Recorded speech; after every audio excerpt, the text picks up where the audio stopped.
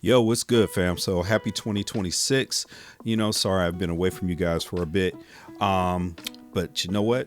I'm going to talk about this whole thing in regards to Native Instruments and its insolvency and what I'm going to do to as best as I can to protect my investment in their products.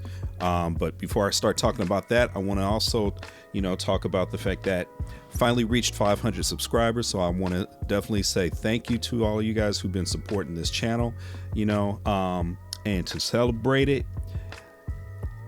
Yeah, y'all remember this? The Hennessy White that I picked up from Puerto Rico. I said I was not going to open it until I reached 500 subscribers. So, with that being said, I'm going to go ahead and open it, and I'm going to, basically do a toast to you guys because, I'm going to tell you, man, I've been getting a lot of feedback and comments, and the vast majority of it has been great. There's some knuckleheads out there, that talk smack and whatnot. Actually, there's only been one person that I just kind of just straight up blocked because I'm like, that you're ignorant. Get out of here. So,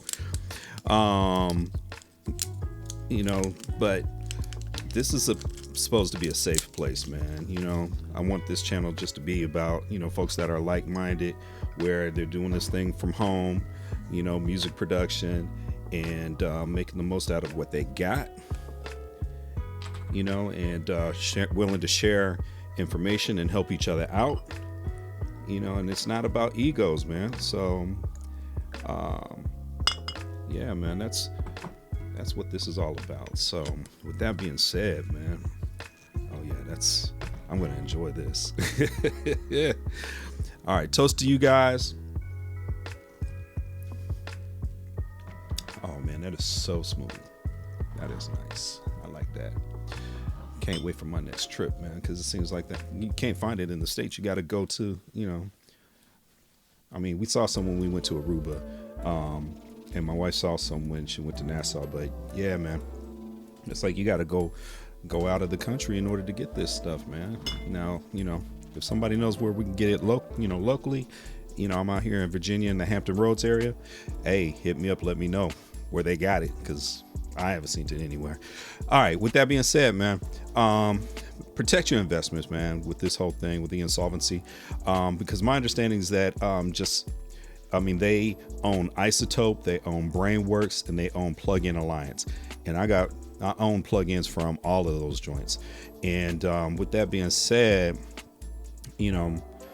what I've been doing, because I've been getting plugins for a while now, what I've been doing is like I started by creating a spreadsheet, using the Google Sheets, and yeah, man, I just put down, have a section for my software, the login site, my user information, license keys, and all that. How many licenses allowed, where's the license kept, whether it's in the cloud or it's iLock.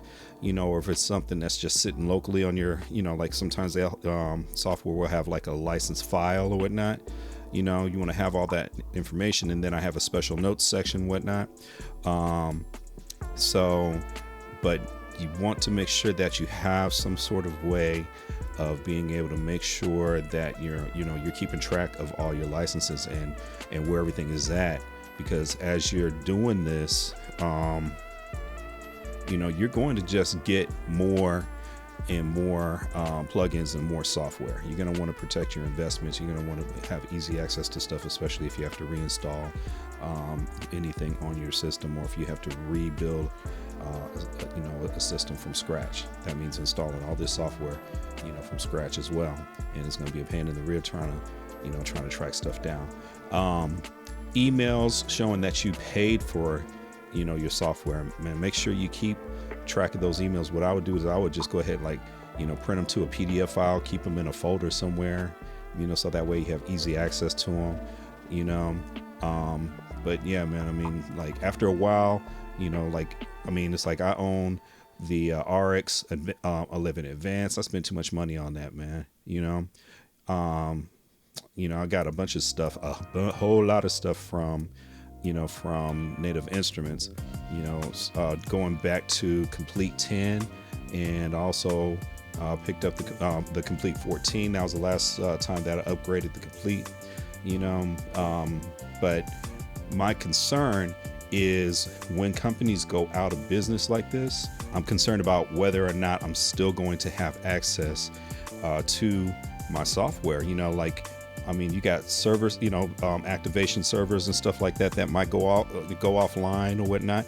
It's like there's software that's gone down, companies that have gone down and their activation servers have gone down, and it's like, people have lost their investments and stuff like that, which is another reason why it's like, hey, I'm like, let me go ahead and get my hands on some hardware, because, it's like, man, at least with hardware, if the company goes out of business or whatnot, I still got access to, to my gear, to my sounds, to my effects,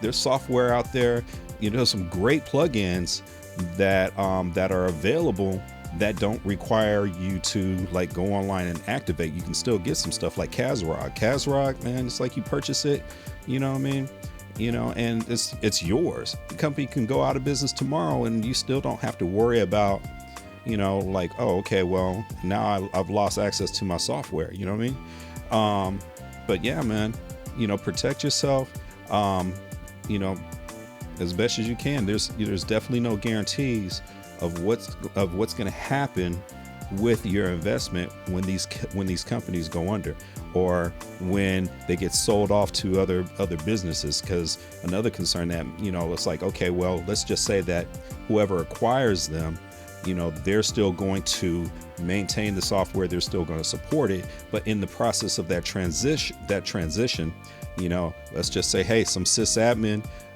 person running all their computers and all their servers and whatnot didn't do a proper backup, or they haven't done a backup since way back when, and now they're restoring everything from old backups. But you may be one of those people that bought your license, that purchased your license, after the last backup was made, and now they're sitting on these new servers, and it's like, okay, well, you might not, your software might not be working. You might be out of luck, but if you have the receipts and stuff like that, at least you got something that you can go to this new, whoever's, the new company that's holding it, so all of this is just kind of like, like a what if type of scenario. But I look at it like this.